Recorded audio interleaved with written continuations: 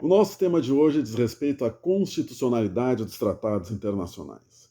Existiu já uma discussão sobre a possibilidade de ser decretada a inconstitucionalidade um tratado internacional. Esse estudo diz respeito à possibilidade do direito interno ter alguma importância, interesse para o direito internacional.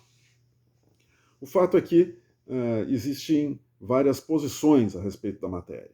Existe aquela posição internacionalista, que defende uma validade absoluta dos tratados internacionais, totalmente à margem do direito interno. Existe a corrente constitucionalista, que vai dizer que o tratado não pode ser celebrado senão de acordo com a Constituição, já que a Constituição é que regula o funcionamento do Estado e poderia autorizar e fundamentar juridicamente o Estado celebrar um compromisso dessa natureza no plano internacional. Então, a corrente constitucionalista põe acima dos tratados a Constituição. E existe uma corrente mista que vai, como em todos os temas do direito acontece, adotar uma posição intermediária entre esses dois extremos. No tocante à constitucionalidade dos tratados, essa pode ser vista também sob dois prismas: a inconstitucionalidade intrínseca e a inconstitucionalidade extrínseca. A inconstitucionalidade intrínseca é aquela que é observada pela incompatibilidade das normas do tratado com as normas constitucionais. Então, o tratado foi perfeitamente celebrado no sentido formal, seguiu todos os trâmites, mas depois se constata que alguma norma ou algumas normas do tratado entram em conflito com a Constituição daquele país. Então aí se poderia questionar sobre a possibilidade de valer ou não o tratado internacional por essa incompatibilidade. Muitas vezes as instâncias internas do Estado deixam de aplicar o tratado por causa dessa incompatibilidade. O que se questiona aqui é, no plano internacional, essa incompatibilidade entre o tratado e a Constituição poderia também invalidar o compromisso internacional do Estado? A ratificação, a inconstitucionalidade extrínseca é diferente. Ela diz respeito aos aspectos formais de celebração do tratado. Então aqui não se questiona o aspecto material, não se questiona se as normas do tratado são ou não compatíveis com a Constituição. O que estamos analisando quando se fala em inconstitucionalidade extrínseca é a norma procedimental para celebrar o tratado. E aí, então, nós temos a figura do que se chama ratificação imperfeita. Quando o tratado é celebrado em desrespeito às normas internas que regulam a sua celebração, então nós temos uma ratificação imperfeita, ou seja, quando o Estado ratifica o tratado sem submetê-lo ao legislativo quando deveria fazê-lo, ou seja, quando o Estado, o executivo desrespeita as regras de treaty-making power, de divisão do treaty-making power, aí nós temos a questão da ratificação imperfeita, da inconstitucionalidade extrínseca. A respeito da importância dessas formas de inconstitucionalidade para o direito internacional, o que nós temos é a posição já afirmada na Convenção de Viena de 69 sobre direito dos tratados. Né? A Convenção de Viena afasta totalmente o direito interno como justificativa para o descumprimento de tratados internacionais, mesmo no caso de uma inconstitucionalidade. Então, a inconstitucionalidade intrínseca é irrelevante para o direito internacional. Mas a Convenção abre uma exceção para hipóteses de ratificação imperfeita, desde que a violação às normas internas sobre celebração de tratados seja uma violação substancial a normas de importância fundamental. Ora, que são essas normas? Normas constitucionais. Então, normas constitucionais sobre celebração de tratados e que tenham também, sejam objeto de uma violação que, além de ser substancial, seja manifesta, ou seja, uma violação perceptível por qualquer copactuante que estivesse laborando de boa fé, aí o vício estará caracterizado.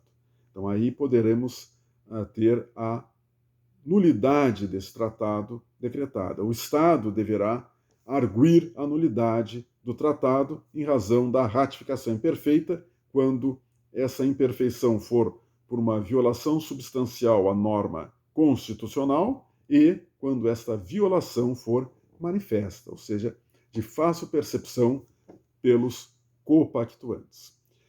Mesmo assim, o Estado deverá arguir essa nulidade sob pena de convalidá-la. Se o Estado passa a cumprir normalmente o tratado, apesar disso, passado um certo tempo, não será mais aceita a arguição de nulidade. Então, essas as observações sobre a possibilidade da inconstitucionalidade de um tratado internacional produzir reflexos sobre a validade do tratado no plano internacional. A respeito disso, então, nós podemos já ser encaminhados ao estudo dos pressupostos constitucionais do consentimento, já que nós vimos que esse, afinal, é o tema que vai ser considerado pela Convenção de Viena para uma possível nulidade. O tema relativo aos pressupostos constitucionais do consentimento diz respeito justamente às regras de divisão do Treaty Making Power, ou seja, as regras de divisão do poder de celebrar tratados. Treaty Making Power é uma expressão cunhada em 1836 por Henry Wheaton. Ele, na sua obra Elementos de Direito Internacional, é que utilizou essa expressão que ficou consagrada no plano internacional. No Brasil, as regras de divisão do Treaty Making Power estabelecem, no artigo 49, a competência exclusiva do Congresso Nacional para resolver definitivamente sobre tratados, acordos ou atos internacionais que acarretem encargos ou compromissos gravosos ao patrimônio nacional. E no artigo 84, inciso 8, estabelece que incumbe ao presidente da República celebrar tratados, convenções e atos internacionais sujeitos a referendo do Congresso Nacional. Então, esses dois artigos são duas faces da mesma moeda, né? O presidente celebra o tratado, mas quem dá a última palavra é o Congresso Nacional. É interessante que a Constituição, para não haver dúvidas, utiliza uma repetição de termos, né? Tratados, convenções, atos internacionais, o que já se viu, são sinônimos em termos de regra jurídica propriamente dita a respeito da denominação dos tratados internacionais, né? Há uma preferência de uso de um termo ou de outro, mas o significado jurídico de todos é o mesmo, tratado internacional. E o artigo 49, inciso 1, ao estabelecer a competência do Congresso para resolver definitivamente, tem um final interessante, que acarretem encargos ou compromissos gravosos ao patrimônio nacional. Esse final do inciso pode gerar alguns questionamentos quando se discute a possibilidade de o Brasil celebrar acordos executivos. O que são acordos executivos? Acordos executivos, o acordo executivo é uma figura que surgiu no constitucionalismo norte-americano para simbolizar certos acertos internacionais que o governo dos Estados Unidos, dentro da doutrina que se desenvolveu nos Estados Unidos, que o governo poderia celebrar sem consultar o Congresso.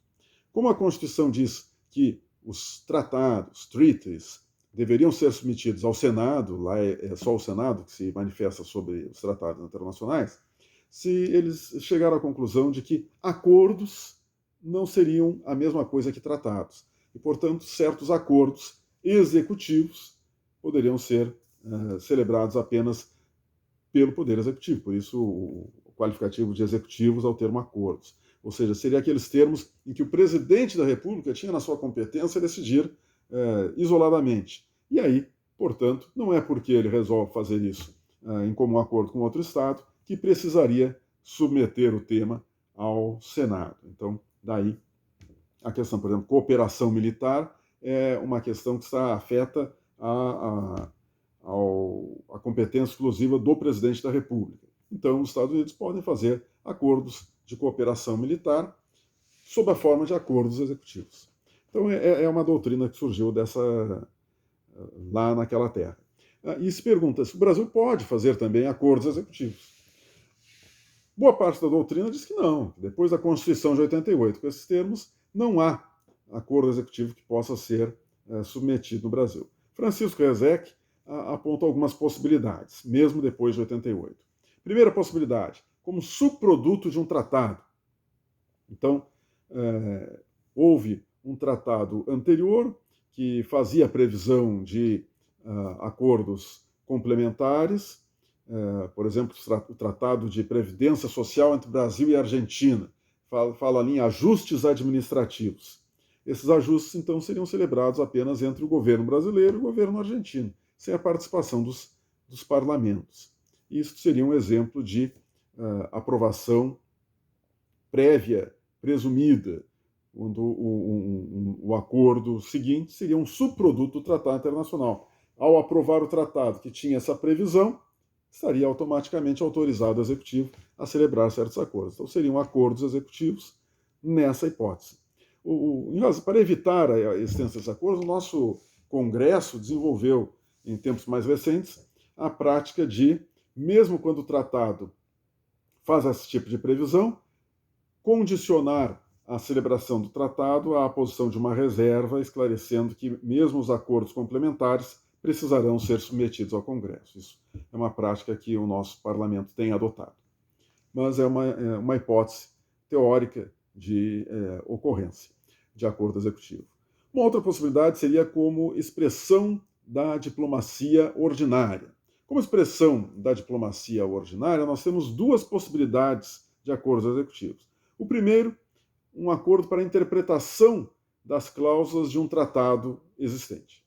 Então, o Brasil celebra um tratado e depois, na prática de aplicação daquele tratado, começam a surgir algumas dúvidas.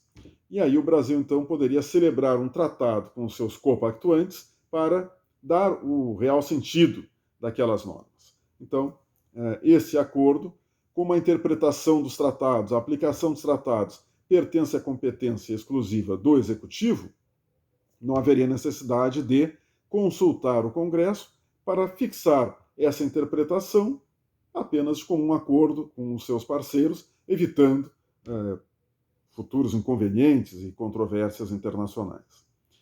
E a outra possibilidade são chamados acordos de modus vivendi. O que são acordos de modus vivendi? São aqueles acordos que têm em vista deixar as coisas no exato estado em que elas já se encontram. Então, os estados têm um determinado tema com uma prática, por exemplo, cidades fronteiriças, já há uma prática de circulação de pessoas entre os dois estados, eles resolvem colocar isso num documento apenas para esclarecer melhor os limites dessa circulação. Pois bem, isso aí seria um acordo de modus vivendi e, em princípio, também poderia ser feito sob a forma de acordo executivo. Qualquer uma dessas três formas de acordos executivos, entretanto, nós vimos aqui que Francisco Rezec aponta como plausíveis, mesmo depois da Constituição de 88, devem obedecer a dois requisitos. Primeiro, devem ser desconstituíveis por vontade unilateral. Então, o Brasil deveria poder rescindir esses acordos por um mero comunicado, sem necessidade de qualquer negociação, prazo, concordância da outra parte. Então, são acordos precários. E, em segundo lugar, eles devem ser passíveis de execução com as verbas já previstas e já disponíveis no orçamento. E lembram do que dizia o artigo 49, inciso 1, no seu final, né? Que o Congresso vai decidir sobre os encargos que acarretem encargos gravosos ao patrimônio nacional. Então, para evitar qualquer questionamento sobre esse aspecto, do acordo estar criando um encargo gravoso, deveria ser execuível com as verbas já disponíveis, porque ele não estaria representando nenhum novo gravame e, portanto, também não seria esse um motivo para se invocar necessariamente a aprovação, a necessidade de aprovação pelo Congresso Nacional. Então, essas as possibilidades de acordos executivos pelo Brasil. Ainda no tocante a essas regras de celebração de tratado internacional no Brasil. Como seria um trâmite interno para a celebração de tratado? Em primeiro lugar, então, os representantes iriam negociar o tratado internacional. Fim da negociação, o texto do tratado, o texto negociado para o tratado, seria encaminhado por mensagem do presidente da República ao Congresso Nacional. Então, haveria uma mensagem do presidente que se veria acompanhada do texto do tratado e mais uma exposição de motivos, esclarecendo as razões pelas quais ele entende que seria conveniente a celebração daquele tratado internacional. Chegando ao Congresso Nacional, o texto passaria pelas comissões da Câmara e do Senado, no mínimo 2 comissões, seria a Comissão de Relações Exteriores e a Comissão de Constituição e Justiça, mas também poderia passar por outras comissões, dependendo do assunto do tratado, né? Comissão de Indústria e Comércio, Defesa Nacional, Finanças, enfim, a comissão que dissesse respeito também a algum tema específico versado por aquele tratado. Mas, sem dúvida, passaria pela Constituição e Justiça e Relações Exteriores. A votação seria pelo quórum comum de presenças, uma maioria absoluta, a aprovação necessitando da maioria absoluta do número total de deputados, melhor, isso é o quórum comum de presenças, né, que seria a maioria absoluta do número total de deputados. E a aprovação seria pela maioria absoluta dos presentes na sessão. Isso para os tratados em geral. Os tratados sobre direitos humanos, desde a Emenda Constitucional 45 de 2004, possui uma regra própria. É a possibilidade desses tratados sobre os direitos humanos serem aprovados em cada casa do Congresso em 2 turnos por 3/5 dos votos dos respectivos membros. Aí seria um quórum equivalente ao de uma emenda constitucional para que esses tratados sobre os direitos humanos também tivessem a força de uma emenda constitucional. Seriam equiparados, equivalentes a uma emenda constitucional. Se o tratado é aprovado no Congresso, então é emitido um decreto legislativo. Decreto legislativo que vai, então, conter a formalização da autorização para que o presidente da República ratifique o tratado internacional. Se o tratado não é aprovado, não há decreto algum, há apenas uma mensagem ao presidente da República informando a rejeição do tratado internacional. Essa aprovação do tratado internacional pode não se dar de uma maneira plena. Então, o Congresso pode fazer restrições ao tratado. Então, uma cláusula ou outra poderá ser objeto de restrição no Congresso Nacional. Ele aprova a celebração do tratado com restrições. Quando o tratado for ratificado, o governo brasileiro deverá transformar aquelas restrições do Congresso em reservas. O que é uma reserva? Reserva é uma declaração que o Estado faz ao celebrar um tratado internacional, retirando uma cláusula ou uma parte do tratado do seu compromisso, ou restringindo o sentido da cláusula. Aí ele não diminui o número de cláusulas com o qual ele se compromete, mas apenas define qual o sentido daquela cláusula que ele aceita como compromissivo para ele, afastando outras possibilidades. Então, isso seria uma reserva. Então, se o Congresso aprovar o tratado com restrições, o governo, para celebrar aquele tratado, deverá transformar no ato de ratificação as restrições em reservas. Às vezes, ao final da negociação, o governo já se adianta e, mesmo naquela assinatura autenticatória ao final das negociações, já coloca ali alguma reserva. Bom, pode acontecer também o inverso. Chegar o texto do tratado ao Congresso com essas reservas e o Congresso desabonar as reservas. Ou seja, ele autoriza a celebração do tratado, mas sem aquelas reservas. Então aí, ao ratificar o tratado, o governo deverá retirar aquelas reservas que havia originalmente colocado. Então, essa é, brevemente, a forma de tramitação um breve roteiro da tramitação dos tratados internacionais para sua aprovação e celebração pelo Brasil. Por hoje era isso. Até um próximo encontro.